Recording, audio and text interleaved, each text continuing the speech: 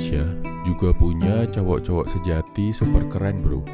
Mereka hidup gak cuma buat kepentingan pribadi, tapi juga buat kesejahteraan bangsa ini. Dan gilanya, mereka rela berkorban habis-habisan untuk memperjuangkan negara ini.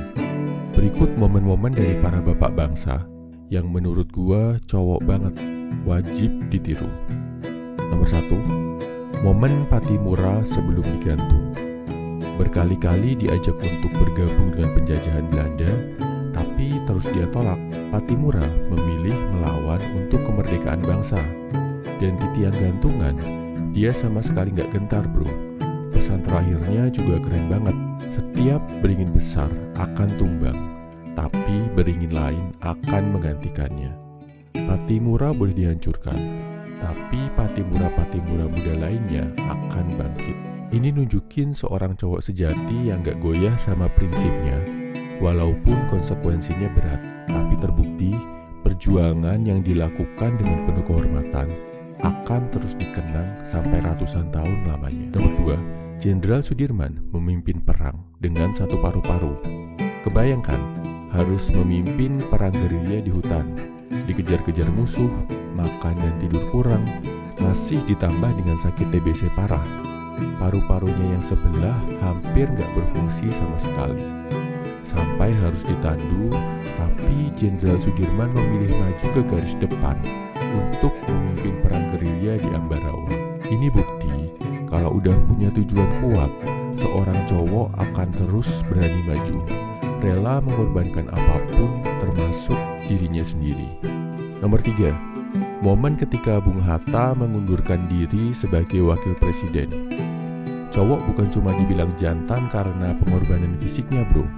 Bung Hatta nunjukin lebih baik mundur daripada harus mengkhianati prinsipnya, termasuk walau harus beda pendapat dan meninggalkan sahabat terbaiknya. Tahun 1956, Bung Hatta mundur jadi wakil presiden. Beliau merasa Soekarno sudah mulai jauh dari prinsip demokrasi yang diyakininya, prinsip yang disepakati saat mendeklarasikan kemerdekaan Indonesia. Soekarno dianggap mau mengganti ideologi demokrasi dengan kekuasaan presiden yang lebih besar.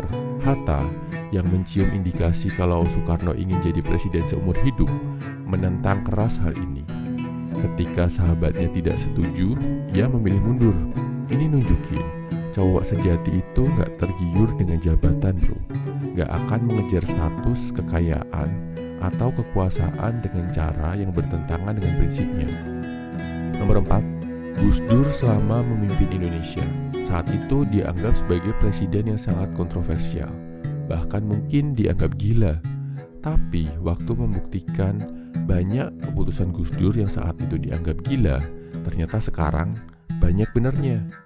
Waktu itu Gus Dur berniat membubarkan DPR dan MPR karena dianggap seperti organisasi anak TK.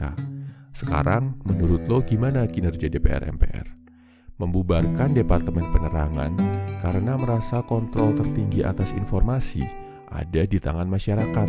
Ketika diturunkan, beliau keluar istana dengan mengenakan celana pendek.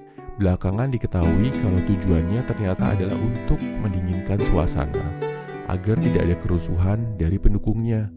Beda ya sama sekarang, yang seolah-olah para pendukung saling diadu domba di dunia nyata dan dunia maya. Gus Dur menunjukkan momen cowok sejati yang jauh lebih maju dari zamannya. Nomor 5, B.J. Habibie menangis di makam Bu Ainun. Siapa bilang cowok sejati gak boleh nangis bro?